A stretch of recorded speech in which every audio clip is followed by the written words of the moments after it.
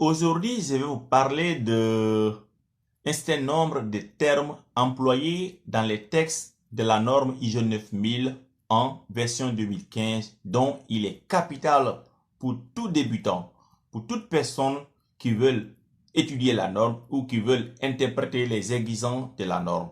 Car sans quoi vous allez confondre un certain nombre d'éléments qui ne sont pas des exigences de la norme. Ces termes concernent le terme doit, le terme peut, le terme il convient de et l'importance de la note qui apparaît dans les textes de la norme. Donc c'est ce que je vais développer avec vous. Ensemble, nous allons essayer d'identifier le sens, leur signification au sens de la norme ISO 9001. Mais avant de voir le sens, leur signification, que veut dire selon la norme ISO 9001, je vous invite à vous abonner à ma chaîne. Si ce n'est pas encore fait, abonnez-vous et appuyez sur la cloche afin de recevoir la notification à chaque fois que je publie une nouvelle vidéo, de vous tenir informé.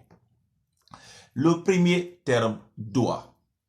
Que signifie au sens de la norme ISO 9001? À chaque fois que le terme doit apparaît dans le texte de la norme ISO 9001, cela signifie que c'est une exigence de la norme et que son non-respect est susceptible d'entraîner une non-conformité en cas d'audit. Le deuxième terme qu'il est important aussi de connaître son sens, c'est le terme peut, beaucoup employé dans la norme. À chaque fois que le terme peut apparaît dans la norme, comprenez que c'est une possibilité qui est donnée à l'entreprise d'utiliser une méthode. Mais l'entreprise n'est pas obligée d'utiliser cette méthode, en aucun cas une exigence. Le troisième terme à connaître sa signification, c'est le terme « il convient de ». Chaque fois que le terme « il convient de » apparaît dans les textes de la norme ISO 9001 version 2015, il s'agit d'une recommandation. En aucun cas une exigence.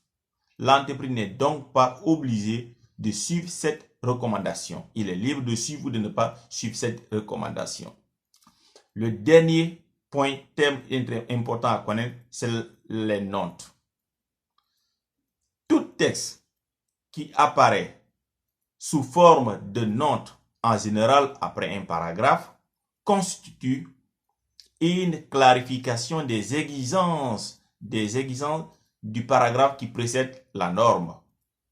En aucun cas constitue une exigence que l'entreprise doit se conformer. Les notes permettent de clarifier, de donner plus d'explications sur la compréhension des exigences du paragraphe dont la note précède. Donc, c'est l'ensemble de ces éléments-là qu'il est important de comprendre. Le sens des termes doit, peut, il convient de et la note. Il est important de comprendre d'abord leur sens avant même de songer à étudier la norme et à essayer d'interpréter les exigences. Sinon, vous allez confondre toutes les exigences de ceux qui ne sont pas exigés par la norme. Vous allez dire que c'est une exigence de la norme. C'est pourquoi j'ai voulu faire cette petite vidéo pour permettre à ceux qui ne comprennent pas le sens de ces normes-là de plus avoir connaissance de l'importance de leur signification avant d'étudier la norme ISO 9001 2015. Si vous avez aimé la vidéo, likez, partagez surtout, partagez dans vos réseaux pour permettre à d'autres de bénéficier de cette vidéo et de faire connaître notre chaîne Procassus Consulting.